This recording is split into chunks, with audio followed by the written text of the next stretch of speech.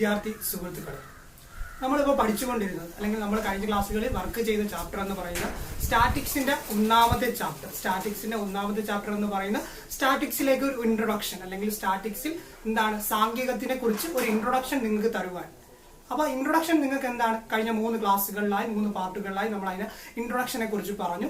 Chapter close ചെയ്യും. അപ്പൊ ആ ചാപ്റ്ററിന്റെ ബ്രീഫായിട്ട് അല്ലെങ്കിൽ ചോദിക്കുന്ന ക്വസ്റ്റ്യനുകൾ അല്ലെങ്കിൽ പ്രധാനപ്പെട്ട ക്വസ്റ്റ്യനുകൾ എന്തൊക്കെയാണ്, ആ ചാപ്റ്ററിൽ നിന്ന് ചോദിക്കുവാൻ സാധ്യതയുള്ള ക്വസ്റ്റ്യനുകൾ എന്തൊക്കെയാണ് എന്നതിലേക്ക് നമുക്ക് വരാം. ഫസ്റ്റ് ടോപ്പിക് നമ്മൾ പഠിച്ചത് എന്താണ് എക്കണോമിക്സ്. എക്കണോമിക്സിനെ എങ്ങനെ ഡിഫൈൻ ചെയ്യാം, എക്കണോമിക്സിനെ എങ്ങനെ ഡിഫൈൻ ചെയ്യാൻ ഞാൻ പറഞ്ഞു. എക്കണോമിക്സിനെ എങ്ങനെ ഡിഫൈൻ ചെയ്യാം? Economics is the part of science which deals with scarce resources അല്ലെങ്കിൽ എന്താണ് limited resources that have alternative uses to fulfil unlimited wants. അപ്പൊ എന്താണ് നമ്മളെ ഉള്ള അപര്യാപ്തമായ റിസോഴ്സുകൾ കൊണ്ട് അല്ലെങ്കിൽ നമ്മുടെ കയ്യിലുള്ള വസ്തുക്കൾ കൊണ്ട് എന്ത് ചെയ്യണം? ലിമിറ്റഡ് എന്ന് വെച്ചാൽ അൺലിമിറ്റഡ് ആയിട്ടുള്ള എന്ന് വെച്ചാൽ അളവറ്റ ആവശ്യകത നിറവേറ്റി നൽകണം. നമ്മുടെ കയ്യിലുള്ള അപര്യാപ്തമായ വസ്തുക്കൾ കൊണ്ട് അളവറ്റ ആവശ്യകത, മനുഷ്യന്റെ അളവറ്റ ആവശ്യകത എന്ത് ചെയ്യണം? നിറവേറ്റണം. അതിനെക്കുറിച്ചുള്ള പഠനമാണ് എന്തെന്ന് പറയുന്നത് സാമ്പത്തിക ശാസ്ത്രം. പ്രധാനപ്പെട്ട എക്കണോമിക് പ്രോബ്ലംസ് എന്തൊക്കെയാണെന്ന് പറഞ്ഞു. എന്താണ്? ലിമിറ്റഡ് റിസോഴ്സസ് അല്ലെങ്കിൽ scarce resources, unlimited wants. Limited resource or scarce resource എന്ന് പറഞ്ഞാൽ എന്താണ്? അതെന്താ നമ്മളെ കയ്യിൽ അപര്യാപ്തമാണ് വസ്തുക്കൾ, നമ്മുടെ കയ്യിലുള്ള വസ്തുക്കൾ എന്താണ്? അപര്യാപ്തമാണ്.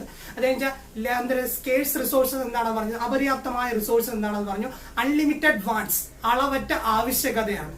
ആൾട്ടർനേറ്റീവ് യൂസസ് ഈ വസ്തുക്കൾ നമുക്ക് എന്ത് ചെയ്യാം? ഇതര മാർഗങ്ങളിൽ ഉപയോഗിക്കാം. അപ്പൊ ഇതര മാർഗങ്ങളിലൂടെ നമ്മൾ കയ്യിലുള്ള അപര്യാപ്തമായ വസ്തുക്കളെ ഉപയോഗിച്ച് എന്ത് ചെയ്യണം? മനുഷ്യന്റെ അല്ലെങ്കിൽ സൊസൈറ്റിയുടെ അല്ലെങ്കിൽ സമൂഹത്തിന്റെ ആവശ്യം നിറവേറ്റണം എന്നുള്ളതാണ് എന്ത് പറയുന്നത്?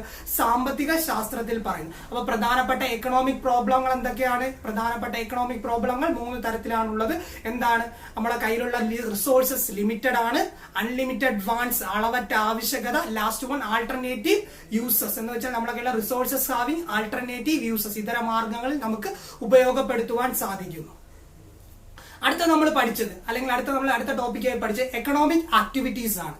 എക്കണോമിക് ആക്ടിവിറ്റീസ് എന്ന് പറയുന്നത് സാമ്പത്തിക പ്രവർത്തനങ്ങൾ. അപ്പൊ എക്കണോമിക് ആക്ടിവിറ്റീസിനെ പ്രധാനമായും രണ്ടായി ക്ലാസിഫൈ ചെയ്തിരിക്കുന്നു. എക്കണോമിക് ആക്ടിവിറ്റീസ് എന്നും നോൺ എക്കണോമിക് ആക്ടിവിറ്റീസ് എന്നും. സാമ്പത്തിക പ്രവർത്തനങ്ങളും സാമ്പത്തികേതര പ്രവർത്തനങ്ങളും എന്ന 2ആയി ക്ലാസിഫൈ ചെയ്തിരിക്കുന്നു. അതിൽ സാമ്പത്തിക പ്രവർത്തനം എന്താണ്? നമുക്കൊരു ഏണിംഗ് അല്ലെങ്കിൽ ഒരു ഇൻകം ജനറേറ്റ് ചെയ്ത് തരുന്നു, അല്ലെങ്കിൽ എന്താണ് നമുക്ക് പ്രോഫിറ്റ് ജനറേറ്റ് ചെയ്ത് തരുന്നു, അല്ലെങ്കിൽ പണത്തിന്റെ ട്രാൻസ്ഫർ നടക്കുന്ന ആ കണ്ടീഷൻ നമുക്ക് എന്ത് പറയാം? സാമ്പത്തിക പ്രവർത്തനം എന്ന് പറയാം. അപ്പൊ സാമ്പത്തികേതര പ്രവർത്തനം എന്ന് പറയുന്നത് എന്താണ്? അവിടെ സാമ്പത്തികമായി ഒന്നുമില്ല. ഇപ്പൊ ബ്ലഡ് ഡൊണേഷൻ എന്ന് പറഞ്ഞു കഴിഞ്ഞാൽ എന്താണ്? രക്തദാനം നൽകുക, പണം കൈപ്പറ്റാതെ രക്തദാനം നൽകുക. അതെന്താണ്? നോബൽ കേസസിൽ പണം കൈപ്പറ്റാതെ രക്തദാനം നടത്തുക. അപ്പോൾ രക്തദാനം നടത്താറുണ്ട്. അപ്പൊ അങ്ങനെയുള്ളതൊക്കെ എന്താണ്? സാമ്പത്തികേതര പ്രവർത്തനമാണ്. അടുത്ത ഏറ്റവും പ്രധാനപ്പെട്ട മറ്റൊരു കാര്യം എന്ന് പറയുന്നത് ദത്തങ്ങൾ. മലയാളത്തിൽ എന്ന് വിളിക്കുന്നു? ദത്തങ്ങൾ. ഡേറ്റ എന്ന് പറയുന്നത് നമ്മൾ കളക്ട് ചെയ്യുന്ന എന്ത് ഫാക്ടിനെയും, എക്കണോമിക് ഫാക്ട് നമ്മൾ കളക്ട് ചെയ്യുന്ന എന്തിനെ എന്തെന്ന് വിളിക്കാം? ഡേറ്റ എന്ന് വിളിക്കാം. അത് എന്തിലായിരിക്കാം? ന്യൂമറിക്കൽ വാല്യൂലായിരിക്കും. അപ്പോൾ എക്കണോമിക് ഡേറ്റയെ പ്രധാനമായും 2ആയി ക്ലാസിഫൈ ചെയ്തിരിക്കുന്നു. ക്വാണ്ടിറ്റേറ്റീവ് ഡേറ്റ എന്നും ക്വാളിറ്റേറ്റീവ് ഡേറ്റ എന്നും. ക്വാണ്ടിറ്റേറ്റീവ് ഡേറ്റ എന്ന് പറയുന്നത് പരിമാണിക ദത്തങ്ങൾ. അതിനെന്തുണ്ട്? അളവുണ്ട്. Quantitative data have measured in the form of numerical value. അതെന്ത് ചെയ്യും? ന്യൂമറിക്കൽ വാല്യൂലാണ് മെഷർ ചെയ്യുന്ന. ക്വാളിറ്റേറ്റീവ് ഡേറ്റ എന്ന് പറയുന്നത് എന്താണ്? അത് ഗുണാത്മക ദത്തങ്ങളാണ്. അതിനെന്ത് ചെയ്യാം? നമുക്ക് ഒരിക്കലും എന്ത് ചെയ്യാം? ന്യൂമറിക്കൽ വാല്യൂവിൽ എന്ത് ചെയ്യാൻ? എക്സ്പ്രസ് ചെയ്യാൻ ഒക്കത്തില്ല. It cannot be measured in the form of numerical value. Quantitative ഡേറ്റയ്ക്ക് എക്സാമ്പിൾ നമ്മൾ പറഞ്ഞു. എന്താണ്? പ്രൈസ് ആവാം, ഡിമാൻഡ് ആവാം, അതിന്റെ ഇൻകം ആകാം, എന്താണ്? ക്വാണ്ടിറ്റേറ്റീവ് ഡേറ്റയാണ്. എണ്ണമാകാം, അങ്ങനെ എന്ത് കാര്യമായാലും അത് ക്വാണ്ടിറ്റേറ്റീവ് ഡേറ്റയാണ്. അതേസമയം ക്വാളിറ്റേറ്റീവ് ഡേറ്റയിലേക്ക് പോയി എന്താണ്? അത് സ്വഭാവവുമായി ബന്ധപ്പെട്ടിരിക്കുന്നത്. അതിപ്പോ എന്താണ്? ഒരു ക്വാളിറ്റിയാണ് അല്ലെങ്കിൽ ഒരു ഗുണമാണ് സൂചിപ്പിക്കുന്നത്. ബ്യൂട്ടി ആവാം, ഹോണസ്റ്റി ആവാം, വിശ്വസ്തതയാവാം, അങ്ങനെയുള്ള എന്തെങ്കിലുമുള്ള എന്ന് വെച്ചാൽ ഗുണാത്മകമായ കാര്യങ്ങൾ എന്ത് ചെയ്യുന്നു? ക്വാളിറ്റേറ്റീവ് ഡേറ്റയിൽ ഉൾപ്പെടുത്തില്ല. അതൊരിക്കലും നമുക്ക് എന്ത് ചെയ്യില്ല? ന്യൂമറിക്കൽ വാല്യൂവിൽ എക്സ്പ്രസ് ചെയ്യാൻ കഴിയത്തില്ല. അടുത്തൊരു ടോപ്പിക്കായി പ്രധാനപ്പെട്ട ടോപ്പിക് എന്ന് പറയുന്നത് നമ്മളെ പ്രധാനപ്പെട്ട ചാപ്റ്റർ അല്ലെങ്കിൽ എക്കണോമിക്സിന്റെ പാർട്ട് ബി എന്ന് പറയുന്നത് എന്താണ്? സ്റ്റാറ്റിക്സ്, സാങ്കേതികം. സ്റ്റാറ്റിക്സിനെ 2 രീതിയിൽ ഡിഫൈൻ ചെയ്യാം. സിംഗുലർ സെൻസിലും ഡിഫൈൻ ചെയ്യാം, പ്ലൂറൽ സെൻസിലും ഡിഫൈൻ ചെയ്യാം. സിംഗുലർ സെൻസിൽ സ്റ്റാറ്റിക് ഡിഫൈൻ ചെയ്യുന്നത് എന്ന് വെച്ചാൽ statics is a science which deals വിത്ത് എന്താണ്? ക്ലാസിഫൈങ്, ആദ്യം collecting, classifying, analysis, interpretation of numerical data. Numerical ഡേറ്റയുടെ വിവരങ്ങളുടെ ശേഖരണം, അതിനെന്ത് ചെയ്യണം? വിവരങ്ങൾ ശേഖരിച്ച ശേഷം അതിനെന്ത് ചെയ്യണം? അതിൽ അപഗ്രഥനം നടത്തണം, അതിൽ വിവരങ്ങൾ ശേഖരിക്കണം, അതിനെ ക്ലാസിഫൈ ചെയ്ത് അറേഞ്ച് ചെയ്യണം, അതിൽ അപഗ്രഥനം നിഗമനങ്ങളിലേക്ക് എത്തണം, കൺക്ലൂഷൻസിലേക്ക് എത്തണം. അപ്പൊ ഇത്രയും സ്റ്റെപ്പ് ചേർന്നതാണ് എന്തെന്ന് പറയുന്നത്? സ്റ്റാറ്റിക്സ് എന്ന് പറയുന്നത്. അതേസമയം സ്റ്റാറ്റിക്സ് ഇൻ പ്ലൂറൽ സെൻസ് എന്ന് പറയുന്നത് എന്താണ്? സിസ്റ്റമാറ്റിക് അറേഞ്ച്മെന്റ് അല്ലെങ്കിൽ അഗ്രിഗേറ്റ് ഓഫ് ഫാക്ട് ആണ്. എന്ന് വെച്ചാൽ കുറേയധികം ഇൻഫർമേഷൻ അല്ലെങ്കിൽ ഫാക്ടുകളുടെ ഒരു കൂട്ടായ്മ, അല്ലെങ്കിൽ എന്താണ് കുറേയധികം ഫാക്ടുകൾ തമ്മിലുള്ള ഒരു അഗ്രിഗേറ്റ് ആണെന്ന് പറയുന്നത് സ്റ്റാറ്റിക്സ് എന്ന് പറയുന്നത്. വെച്ചാൽ ഒരു ഇൻഫർമേഷൻ അല്ല, ഇൻഡിവിജ്വൽ ഫാക്ട് അല്ല, കുറേയധികം ഫാക്ടുകളുടെ കളക്ഷനുകളെ നമ്മൾ കൂടിച്ചേർത്ത് അതിനെ അനാലിസിസ് നടത്തുന്ന ഒരു പ്രക്രിയ അല്ലെങ്കിൽ ഒരു സയൻസിന്റെ പാർട്ടിനെയാണ് സ്റ്റാറ്റിക്സ് എന്ന് പറയുന്നത്. സ്റ്റാറ്റിക്സിനെ ഡിഫൈൻ ചെയ്തു. അപ്പൊ സ്റ്റാറ്റിക്സ് ഡിഫൈൻ ചെയ്യാൻ പരീക്ഷയ്ക്ക് ചോദിക്കാറുണ്ട്.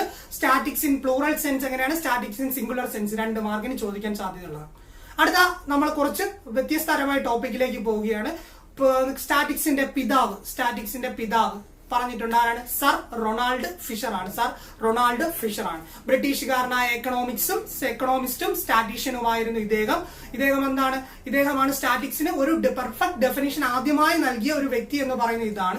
അതേസമയം ഇന്ത്യൻ സ്റ്റാറ്റിക്സിന്റെ പിതാവ്, ഇന്ത്യൻ സ്റ്റാറ്റിക്സിന് അല്ലെങ്കിൽ ഇന്ത്യൻ സാങ്കേതികത്തിന്റെ പിതാവ് എന്നറിയപ്പെടുന്നത് PC മഹലനോബിസ് ആണ്. PC മഹലനോബിസിനെ ഇന്ത്യൻ സ്റ്റാറ്റിക്സിന്റെ പിതാവ് എന്ന് അറിയപ്പെടുന്നു. അദ്ദേഹം 1931 വെസ്റ്റ് ബംഗാളിൽ അദ്ദേഹം എന്ത് ചെയ്തു? ഇന്ത്യൻ സ്റ്റാറ്റിസ്റ്റിക്കൽ റിസർച്ച് ഇൻസ്റ്റിറ്റ്യൂട്ട് സ്ഥാപിച്ചു. 1959 ഇന്ത്യൻ സ്റ്റാറ്റിസ്റ്റിക്കൽ ലബോറട്ടറിയാണ് അദ്ദേഹം സ്ഥാപിച്ചത്. അതിന് 1959 Indian parliament Indian statistical research institute ആക്കി അതിനെ മാറ്റി. ഇന്ത്യൻ സ്റ്റാറ്റിസ്റ്റിക്കൽ റിസർച്ച് ഇൻസ്റ്റിറ്റ്യൂട്ട് ആക്കി കൊൽക്കത്തയിലെ പ്രസിഡൻസി കോളേജിൽ ഉണ്ടായിരുന്ന സ്റ്റാറ്റിസ്റ്റിക്കൽ ലബോറട്ടറി 1959 ഇന്ത്യൻ പാർലമെന്റ് എന്താക്കി മാറ്റി? ഇന്ത്യൻ സ്റ്റാറ്റിസ്റ്റിക്കൽ റിസർച്ച് ഇൻസ്റ്റിറ്റ്യൂട്ട് ആക്കി മാറ്റി. ഇന്ന് ഇന്ത്യയിൽ പ്രമുഖമായ 4 സ്ഥലങ്ങളിൽ എന്തുണ്ട്? ഇത് സ്റ്റാറ്റിസ്റ്റിക്കൽ റിസർച്ച് ഇൻസ്റ്റിറ്റ്യൂട്ട് സ്ഥിതി ചെയ്യുന്നുണ്ട്. അടുത്ത സാമ്പത്തിക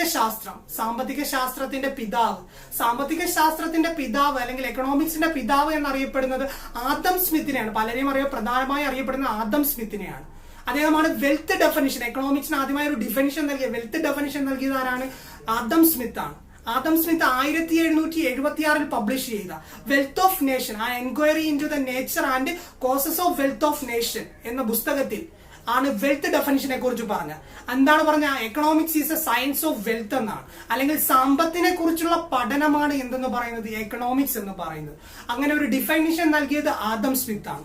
അപ്പം ഇന്ത്യൻ എക്കണോമിക്സിന്റെ പിതാവ് ആരെന്ന് ചോദിക്കാൻ സാധിക്കും. ഇന്ത്യൻ എക്കണോമിക്സ് അല്ലെങ്കിൽ ഇന്ത്യൻ സാമ്പത്തിക ശാസ്ത്രത്തിന്റെ പിതാവ് എന്നറിയപ്പെടുന്നത് നമ്മളെല്ലാവരും കേട്ടിട്ടുള്ള പേരാണ് ദാദാഭായ് നവറോജിയാണ് ഇന്ത്യൻ സാമ്പത്തിക ശാസ്ത്രത്തിന്റെ പിതാവ് എന്ന് അറിയപ്പെടുന്നത്.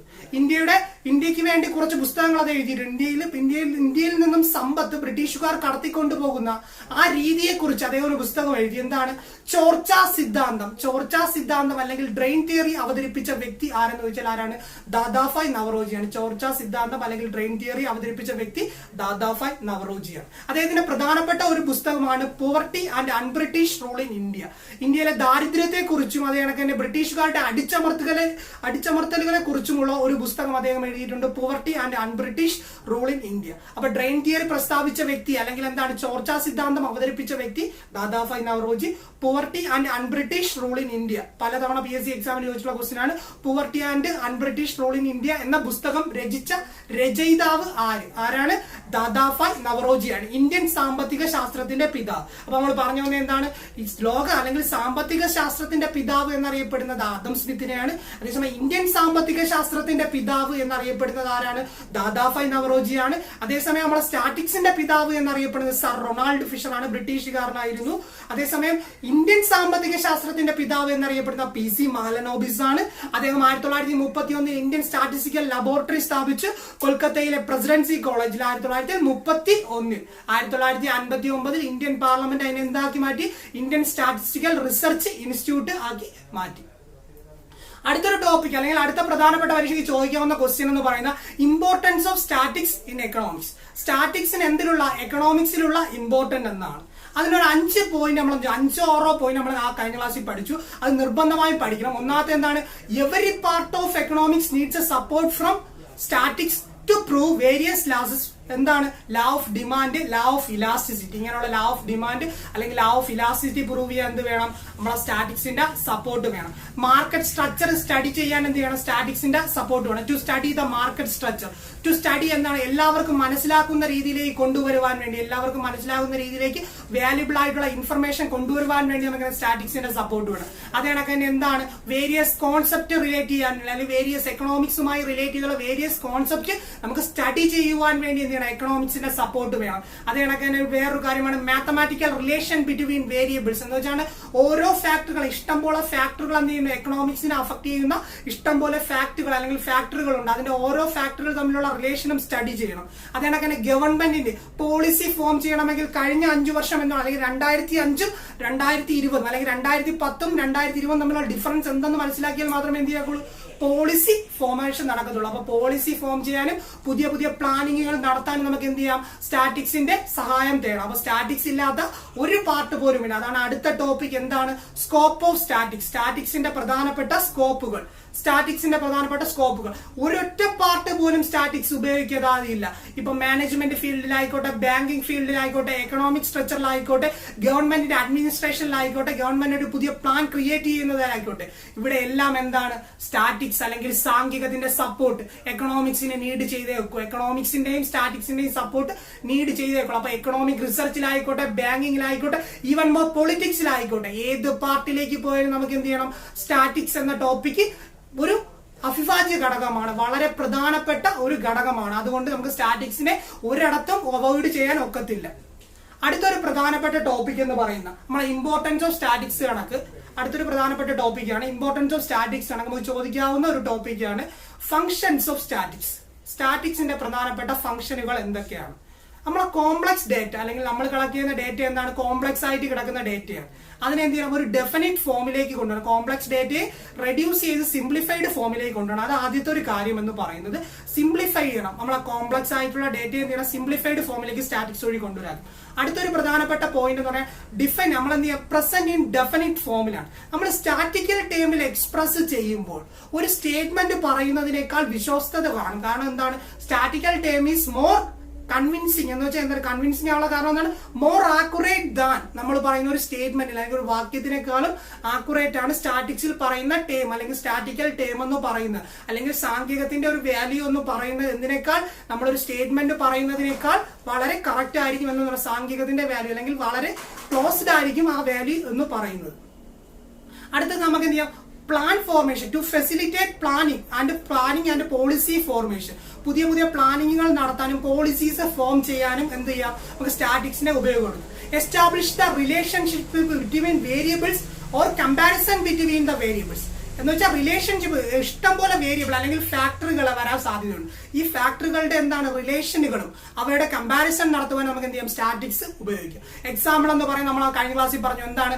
ഒരു പ്രൈസ്, ഒരു കൊമേഡിറ്റി അല്ലെങ്കിൽ ഒരു വസ്തുവിന്റെ പ്രൈസ് കൂട്ടിയാൽ അതിന്റെ ഡിമാൻഡിന് എന്ത് സംഭവിക്കും? ഡിമാൻഡ് കൂടുമോ കുറയുമോ എന്നുള്ളത്. ഡിമാൻഡ് പ്രൈസ് കൂട്ടുമ്പോൾ എന്താണ് സാധാരണ സംഭവിക്കുന്നത്? പ്രൈസ് കുറച്ചപ്പോൾ എന്താണ് സംഭവിച്ചത്? ഇതെല്ലാം നമുക്ക് പഠിക്കുവാൻ അല്ലെങ്കിൽ സ്റ്റഡീസ് പർപ്പസിന് ഉപയോഗിക്കാൻ സ്റ്റാറ്റിക്സ് ഉപയോഗിക്കാവുന്നതാണ്. അതായത് സ്റ്റാറ്റിക്സ് മാർക്കറ്റ് സ്ട്രക്ചർ എന്ത് ചെയ്യാം? മാർക്കറ്റ് നമ്മൾ ഇമ്പോർട്ടൻസ് ഓഫ് സ്റ്റാറ്റിക്സ് പറഞ്ഞാൽ അങ്ങനെ മാർക്കറ്റ് സ്ട്രക്ചർ സ്റ്റഡി ചെയ്യാൻ ഉപയോഗിക്കാം സ്റ്റാറ്റിക്സിനെ. അത് കണക്കിന് സ്റ്റാറ്റിക്സിന്റെ പ്രധാനപ്പെട്ട ഫംഗ്ഷനുകൾ ഇതൊക്കെയാണ്. അത് കണക്കിന് ഇമ്പോർട്ടൻസും പറഞ്ഞു കഴിഞ്ഞു. ഇനി ലാസ്റ്റ് എന്തിനായാലും കുറച്ച് ലിമിറ്റേഷൻസ് വരാൻ സാധ്യതയുണ്ട്. ആ ലിമിറ്റേഷൻസ് എന്ന് പറയുന്നത് ഒരു 4 പോയിന്റെങ്കിലും മിനിമം പഠിച്ചു വെച്ചിരിക്കണം. ഫസ്റ്റ് ലിമിറ്റേഷൻ എന്ന് പറയുന്നത് സ്റ്റാറ്റിക്സ് എന്ന് പറയുന്ന ലിമിറ്റേഷൻസിൽ ഫസ്റ്റ് എന്ന് പറയുന്നത് statics only deals with the quantitative data. Qualitative data അല്ലെങ്കിൽ എന്താണ്? സ്റ്റാറ്റിക്സ് എന്ന് പറയുന്ന പരിമാണിക ദത്തങ്ങൾ എന്ന് പറഞ്ഞാൽ ക്വാണ്ടിറ്റേറ്റീവ് ആയിട്ടുള്ള ന്യൂമറിക്കൽ വാല്യൂ ആയുള്ള ദത്തങ്ങളെ മാത്രമേ അല്ലെങ്കിൽ എന്താണ് ഡേറ്റയെ മാത്രമേ എന്ത് ചെയ്യുന്നുള്ളൂ? പരിഗണിക്കുന്നുള്ളൂ. എന്തിനെ പരിഗണിക്കുന്ന? ക്വാളിറ്റേറ്റീവ് ഡേറ്റയെ പരിഗണിക്കുന്നില്ല. ക്വാണ്ടിറ്റേറ്റീവ് ഡേറ്റ മാത്രമേ. പിന്നെ അവിടെ ഇൻഡിവിജ്വൽ റിസൾട്ടിന് അല്ലെങ്കിൽ ഇൻഡിവിജ്വൽ ഫാക്ടിന്റെ വാല്യൂയിൽ അവിടെ എന്താണ്? അഗ്രിഗേറ്റ് ഓഫ് ഫാക്ട് ആണ്. കുറേയധികം ഫാക്ടുകളുടെ ഒരു കൂട്ടായ്മയാണെന്ന് പറയുന്ന സ്റ്റാറ്റിക്സ്. അവിടെ ഇൻഡിവിജ്വൽ ഫാക്ട് എടുത്ത് സ്റ്റഡീസ് പർപ്പസ് നടക്കില്ല. ഇൻഡിവിജ്വൽ ഓരോ ഫാക്ട് ഒക്കെ എടുത്ത് വെച്ച് സ്റ്റഡി പർപ്പസ് നടക്കില്ല. പിന്നെ സ്റ്റാറ്റിക് റിസൾട്ട് എന്ന് പറയുന്ന ട്രൂ ആസ് ഓൺ ആവറേജ് ശരാശരി രീതിയിൽ മാത്രമേ എന്താവുള്ളൂ? ട്രൂ ആവാനുള്ള ചാൻസ് ഉള്ളൂ. ഒരിക്കലും കറക്റ്റ് ആവാനുള്ള സാധ്യത ഒരിക്കലും സ്റ്റാറ്റിക്സ് പറയാക്കൂല. ആവറേജ് രീതിയിൽ മാത്രമേ നമുക്ക് എന്താവുള്ളൂ? കറക്റ്റ് ആവാനുള്ള സാധ്യത ഉള്ളൂ. പിന്നെ എന്താണ് statics result true on average. അടുത്ത ഒരു 4ാമത്തെ പോയിന്റ് എന്ന് പറയുന്നത് എക്സ്പെർട്ടുകൾക്ക് മാത്രമേ, സാധാരണ ഒരു സ്റ്റാറ്റിക്സിൽ വർക്ക് ചെയ്യുന്ന ഒരാൾക്ക് നമുക്ക് എന്തെങ്കിലും സ്റ്റാറ്റിക്സിന്റെ ടോപ്പിക്കിൽ എടുത്ത് വർക്ക്ഔട്ട് ചെയ്യാൻ ഒക്കത്തില്ല. അപ്പൊ എക്സ്പെർട്ടുകൾക്ക് മാത്രമേ സ്റ്റാറ്റിക്സിനെ കംപ്ലീറ്റ് ആയിട്ട് യൂസ് ചെയ്യാൻ ഒക്കത്തുള്ളൂ. എക്സ്പെർട്ടുകൾക്ക് മാത്രമേ സ്റ്റാറ്റിക്സിനെ കംപ്ലീറ്റ് ആയിട്ട് വർക്ക്ഔട്ട് ചെയ്യാൻ ഒക്കത്തുള്ളൂ. അടുത്ത 5ാമത്തെ പോയിന്റ് എന്ന് പറയുന്നത് ഹോമോജിനിറ്റി ആണ്. ഹോമോജിനിറ്റി ആണെന്ന് വെച്ചാൽ നമ്മൾ കളക്ട് ചെയ്യുന്ന ഇൻഫർമേഷൻ എന്ന് പറയുന്നത് ഒരു പെർഫെക്റ്റ്, പലയിടത്തു നിന്ന് കളക്ട് ചെയ്ത ഇൻഫർമേഷനെ ഒരേ രീതിയിലേക്ക് കൊണ്ടുവരണം. പ്രിൻസിപ്പിൾ ഓഫ് ഹോമോജിനി എന്ന് വെച്ചാൽ ഒരേ രീതിയിലേക്ക് കൊണ്ടുവന്നാൽ മാത്രമേ നമുക്ക് എന്ത് ചെയ്യാൻ, അതിനെ വർക്ക്ഔട്ട് ചെയ്യാൻ അല്ലെങ്കിൽ അതിനെ ഉപയോഗപ്പെടുത്തും, സ്റ്റാറ്റിക്കലായിട്ട് എക്സ്പ്രസ് ചെയ്യാൻ ഒക്കത്തുള്ളൂ.